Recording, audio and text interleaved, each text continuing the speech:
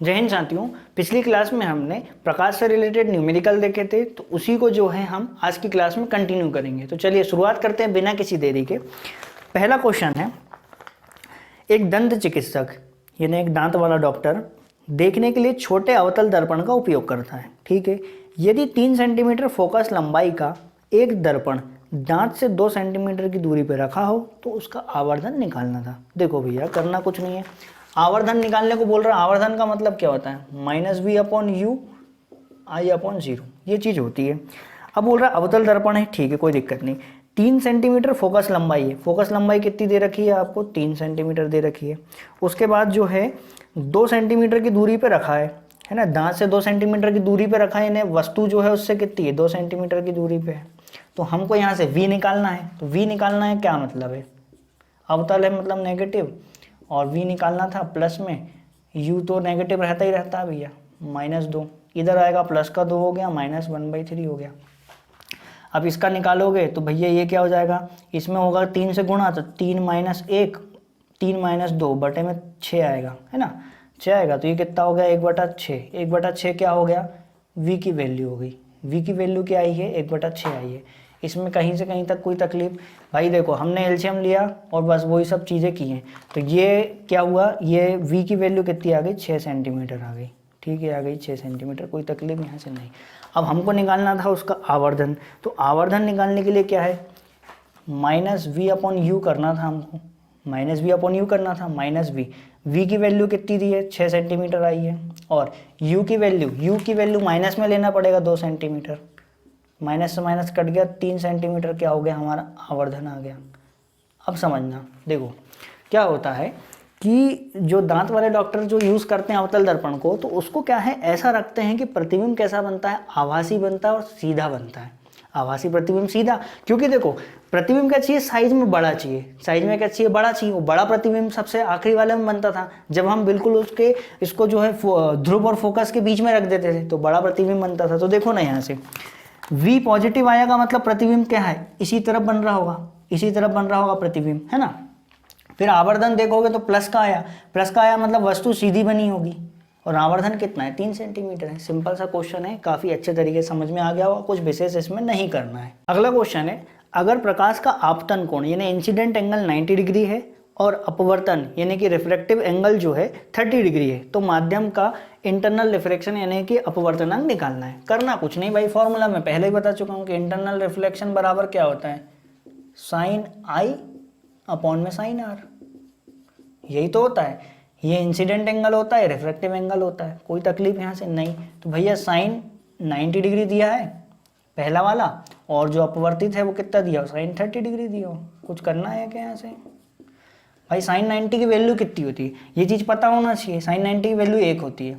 वहीं साइन 30 की बात करूँ, साइन 30 की वैल्यू 1/2 होती है। तो 1/2 का मतलब 1 और 2 नीचे आएगा तो वो ऊपर चला जाएगा, यानी कि हमारा इंटरनल रिफ्लेक्शन कितना आ जाएगा? 2 आ जाएगा। ये वैल्यूज निकालना आना चाहिए। सिंपल सा क्वेश्चन है, कुछ विशेष इसमें नहीं करना है। अगला क्वेश्चन है, वायु के सापेक्ष किसी द्रव का क्रांतिक कोण, क्रांतिक कोण का मतलब क्रिटिकल एंगल 45 डिग्री है, तो उसका अपवर्तनांक क्या होगा? तो भाई इसका तो फॉर्मूला चलता है, म्यू बराबर क्या होता है? 1/sin c। साइन सी का मतलब क्या होता है? Critical angle. बस यही चलता है। या आप इसको जो है साइन इनवर्स सी वो भी लिख सकते हो, ऐसा भी लिखा देता है, मतलब ये फॉर्मूला ऐसा भी लिख रहता है, साइन इनवर्स सी ऐसा भी लिख सकते हैं, कोई दिक्कत नहीं है। तो देखो भैया, म्यू की वैल्यू क्या है? 1/sin c मतलब कितना? 45 डिग्री, यानी कि यहाँ पे क्या जाएगा? Sine 45 degree. साइन 45 डिग्री की वैल्यू क्या होती है? 1/√2।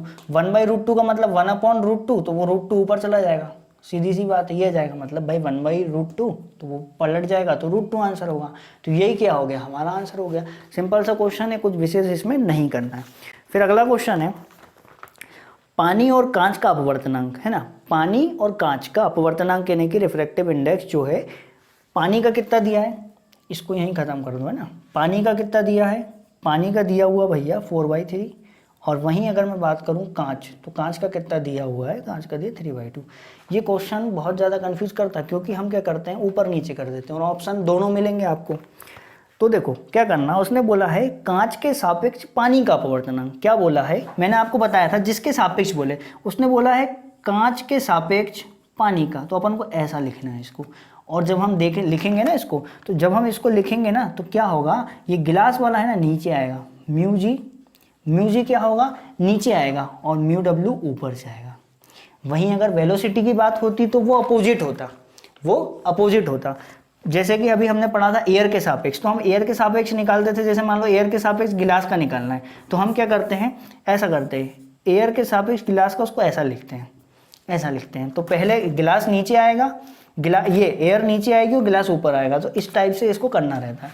तो यहाँ पे देखो भाई, वाटर का कितना है, वाटर का है 4/3 और गिलास का कितना है 3/2, तो ये पलट जाएगा, तो ये कितना हो जाएगा 4/3 इंटू में 2/3, यानी कि यहाँ से आंसर कितना आएगा 8/9, ना कि 9/8।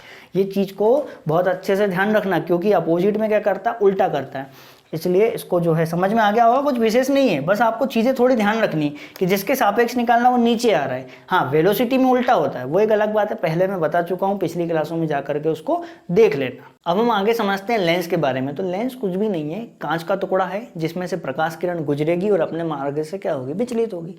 तो जो लेंस है वो हम मेनली दो प्रकार के पढ़ते हैं, एक होता है उत्तल जिसको क्या बोलेंगे, कॉन्वेक्स बोलेंगे, और एक होता है अवतल जिसको कि कॉनकेव बोलेंगे। सेम कंसेप्ट है, बस दर्पण का यहाँ पे अपोजिट है। अब समझो कि जो उत्तल होता है उसको हम अभिसारी या कन्वर्जिंग लेंस भी बोलते हैं, लेकिन हम वही अगर मैं बात करूँ कन्वर्जिंग दर्पण किसको बोलते हैं, तो वो अवतल को बोलते हैं। नहीं, यहाँ पे क्या हो रहा है, अपोजिट हो रहा है बस। अब देखो, जो उत्तल दर्पण होता है वो क्या होता है, बीच से मोटा होता है और किनारों से क्या होता है, पतला। बीच से मोटा है और किनारों से पतला है। वहीं अगर अवतल की बात करूं तो बीच से पतला है और किनारों से क्या है, मोटा है। और इसको डाइवर्जिंग बोलते हैं, क्योंकि प्रकाश किरण को क्या करता है, फैलाता है। अब क्या होता है कि जैसे ही इसमें से कोई प्रकाश किरण आती है ना, तो ये प्रकाश किरण सीधे ना जा करके क्या हो जाती है, एक कोई बिंदु पे, या ऐसा मान सकते हो कि उसको क्या करेगा, कोई बिंदु पे मोड़ने की उसको कोशिश करेगा। क्या करेगा, एक बिंदु पे उसको मोड़ने की कोशिश करेगा। वहीं अगर मैं बात करूं अवतल की, तो ये क्या है, प्रकाश किरण जब आती है ना इस पे, तो ये क्या करता है, बिंदु पर मोड़ने की बजाय इसको क्या कर देता, फैला देता, डाइवर्स कर देता है। क्या कर देगा, फैला देगा। तो बस यही मेन प्रॉपर्टी है इसकी जो कि यूज में आती है।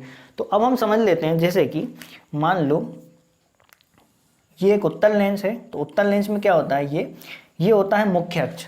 क्या होता है, मुख्य अक्ष, और इसमें होता है बीच में प्रकाशिक बिंदु, ठीक है। और यहाँ पे जिसको कि आप अब देखो, यहाँ पे इसमें क्या होता है, इसमें एक होगा फोकस, यहाँ भी होता है इसमें फोकस। क्यों, क्योंकि देखो ना, आप लाइट दोनों तरफ से गुजार सकते हो भाई, आप इस तरफ से भी लाइट दे सकते हो, इस तरफ से भी लाइट दे सकते हो। तो यहाँ से लाइट दोगे तो ये फोकस हो गया, यहाँ से लाइट दोगे तो ये फोकस हो गया, सिंपल चीज़। और फिर इसी में क्या होता है, फोकस का एक फोकस का डबल करके 2f करके लिख देते हैं हम। तो 2f करके लिख देते हैं, तो उसको क्या है, कुछ नहीं है, फोकस दूरी का डबल हमने ले लिया। जैसे वहाँ पे वक्रता त्रिज्या था ना, वो भी फोकस का डबल था, तो यहाँ पे फोकस का डबल हमने 2f लिया, वक्रता त्रिज्या नहीं है ये, ठीक। और यहाँ पे भी हमने 2f ले लिया, तो इसको नाम दे देते हैं 1, इसको 2। बस इतनी सी चीज़ है, इसमें कुछ नहीं भैया। 2-3 कंडीशन चलेंगी, फिर उसके बाद जो है हम बाकी बता देंगे कि कहाँ पे प्रतिबिंब रखेंगे, कहाँ पे वस्तु रखेंगे, तो कहाँ प्रतिबिंब बनेगा। Same as it is condition अवतल में ले लेते हैं, यानी अभी एक 2-3 चीज़ें बता दूँ मैं आपको, फिर उसके बाद मेन पढ़ेंगे। तो ये तो प्रकाशिक बिंदु हो गया, ये वही F1 हो गया, ये 2F1 हो गया, ये F2 हो गया, ये 2F2 हो गया, ठीक है।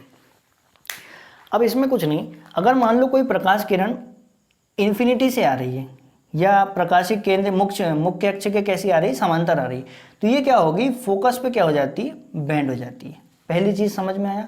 दूसरी चीज, जो भी प्रकाशिक केंद्र से किरण गुजरती है ना, प्रकाश किरण, जो भी किरण प्रकाशिक केंद्र से होकर गुजरती है, वो क्या होती है, उसमें किसी प्रकार का कोई विचलन नहीं होता। उसमें क्या है, किसी प्रकार का कोई विचलन नहीं होता, मतलब वो ऐसी सीधी चली जाती है।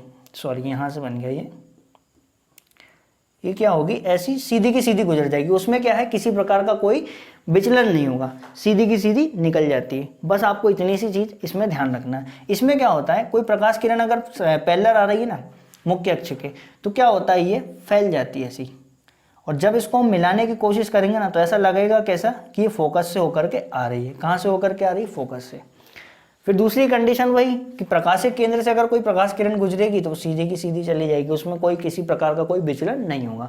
तो अब हम समझेंगे आगे कि जो लेंस होते हैं ना उत्तल और अवतल, उसमें कितने केस बनते हैं कि हम जो है वस्तु को अनंत पे रखें तो प्रतिबिंब कहाँ बनेगा, फिर कैसा बनेगा, तो वो सारी कंडीशंस मैं बता दे रहा हूँ और उसके आगे की चीज़ें हम फिर जो है नेक्स्ट क्लास में पढ़ेंगे। अच्छा, इसमें एक चीज़ और ध्यान रखना, जैसे कि मैं आपको बताऊं वहां पे अगर मैं बात करूं फोकस दूरी, अवतल दर्पण की क्या थी, अवतल दर्पण की फोकस दूरी कैसी थी, नेगेटिव थी। लेकिन वहीं अगर मैं अवतल लेंस की बात करूं ना तो फोकस दूरी क्या होगी, पॉजिटिव होगी। फिर वहीं अगर मैं उत्तल दर्पण की बात करता हूं तो फोकस दूरी क्या रहती है, हमेशा पॉजिटिव, लेकिन उत्तल लेंस की क्या होगी, नेगेटिव। ये दोनों पॉइंट जो है काफी अच्छे तरीके से ध्यान रखना, ये दोनों चीज जो है काफी अच्छे तरीके से ध्यान रखना। अब हम आगे समझ लेते हैं कि आखिरकार उत्तल लेंस में कुल कितनी कंडीशंस बनती हैं। तो इसमें बनती है टोटल 6 कंडीशन, जैसे कि अवतल दर्पण में बन रही थी। तो देखो इसको एक एक करके ध्यान से समझते चलना, कुछ विशेष नहीं है। देखो जो सबसे पहले पढ़ते हैं कि अगर मान लो कोई वस्तु अनंत पे रखी है, अनंत पे रखी है तो प्रकाश किरण सीधी आएगी और आएगी कहाँ से, फोकस से होती हुई चली जाएगी। कहाँ से होती हुई चली जाएगी, फोकस से। तो कहने का मतलब क्या है कि अगर वस्तु अनंत पे रखी है उत्तल लेंस के सामने तो प्रतिबिंब कहाँ बनेगा, फोकस पे बनेगा, F2 पे बनेगा। ठीक, अब देखो ये कैसा प्रतिबिंब है, ट्रू है।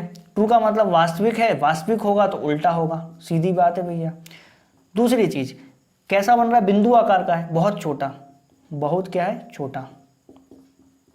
और कहाँ बन रहा है, तो फोकस पे बन रहा है, F2 पे बन रहा है। कोई दिक्कत यहाँ से, कोई तकलीफ नहीं। फिर अगली कंडीशन है कि अब हम वस्तु को इन्फिनिटी और 2F1 के बीच में रख दें। ठीक है, तो देखो सबसे पहली प्रकाश किरण तो फोकस से होकर चली जाएगी। दूसरी वाली जाती है ऑप्टिकल, ये वाला, ये जो हमारा प्रकाशिक केंद्र है ऑप्टिकल सेंटर से, तो ये गई ऐसी ऐसी, तो यहाँ कहीं मिल गई, यहाँ पे प्रतिबिंब बन गया। यानी कि जब हम वस्तु को अनंत और 2F1 के बीच में रखते हैं तो प्रतिबिंब F2 और 2F2 के बीच में बनेगा। और देखो भाई बात उल्टा दिख रहा है, मतलब वास्तविक है, उल्टा है, उसके बाद में वस्तु से मतलब बड़ा, मतलब वैसा तो नहीं है, छोटा प्रतिबिंब बोलेंगे हम। ठीक, उसके बाद में जो है और कहाँ किस किस के बीच में बना, 2F2 और F2 और 2F2 के बीच में। ठीक है, फिर तीसरी कंडीशन, अब हम क्या करते हैं वस्तु को जो है, देखो इसमें होता कुछ नहीं, अनंत से ला रहे थे तो यहाँ बन रहा था, अब क्या यहाँ लेके आओगे, खसकता जाएगा।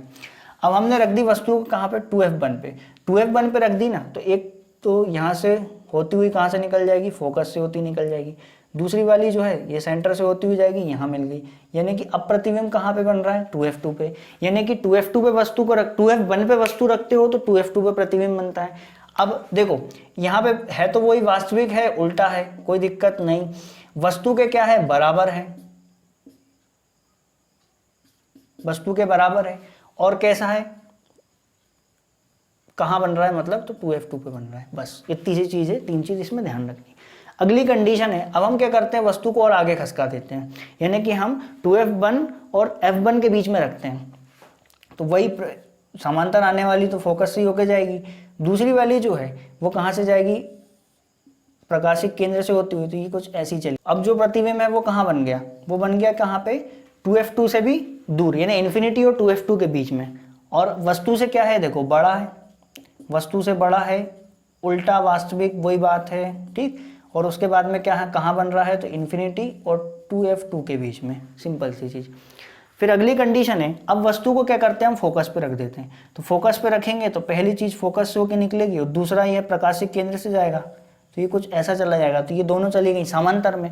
समांतर का मतलब क्या है, ये प्रतिबिंब कहाँ जाके बनेगा, अनंत पे बनेगा, और वस्तु से क्या बनेगा, बड़ा बनेगा।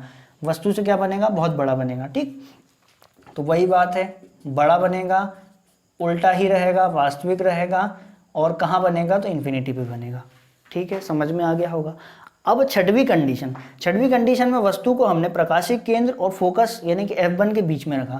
तो पहली चीज़ तो वही है, पैरेलल चलेगी, कोई दिक्कत नहीं। दूसरी प्रकाशिक केंद्र से जाएगी तो कुछ ऐसा। अब ये दोनों जो है अनंत पे जाके, मतलब ये कहीं मिलेगी नहीं तो हमको लाना पड़ेगा बैक, हमको जाना पड़ेगा बैक। तो यहाँ पे प्रतिबिंब क्या बनेगा, बहुत ही बड़ा बनेगा, आभासी बनेगा, बड़ा बनेगा, आभासी बनेगा, बड़ा है, आभासी है, सीधा है। ठीक है, और हम कहाँ बनेगा, तो वही अनंत और 2F2 के बीच में, वो तो कोई दिक्कत ही नहीं है बाकी चीज़ में। ठीक, तो ये कुछ 6 कंडीशन थी, इसमें ध्यान रखना सबसे लास्ट वाली है जिसमें क्या है, आभासी प्रतिबिंब बन रहा है सीधा।